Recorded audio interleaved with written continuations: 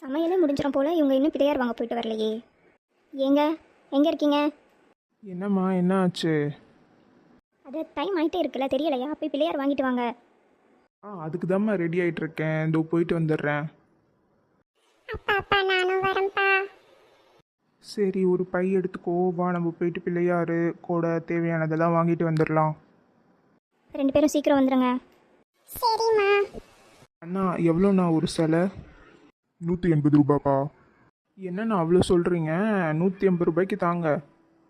வராதுப்பா, வேணா 160 ரூபாய்க்கு வாங்கிக்கோ. சரி, கொடுங்க. அப்பா நான் வேணா விநாயகர் தூக்கிட்டு வரவாப்பா? வேண்டாம்ப்பா, நானே பார்த்துக்கிறேன். அப்பா நான் தூக்கிட்டு வரேன்ப்பா. வேணாண்டா, கீழே விழுந்துருச்சுன்னா அவங்க அம்மா கிட்ட யார் திட்டு வாங்குறது? அதுவும் கரெக்டு தான். லட்சுமி, எங்கம்மா இருக்க? வந்துட்டீங்களா? வாங்க வாங்க. டைம் ஆயிடுச்சு, சாமி கும்பிட்டுடலாம். அம்மா கொழுக்கட்டை ரெடியாம்மா?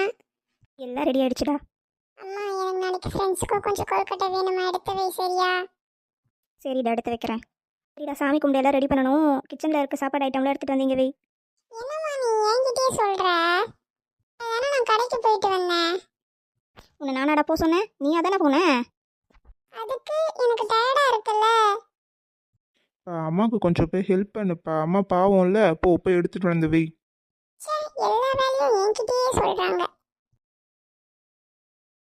என் குடும்பத்தில் இருக்கவங்க எல்லாரும் சந்தோஷமா இருக்கணும், எல்லாரும் நல்லா இருக்கணும்.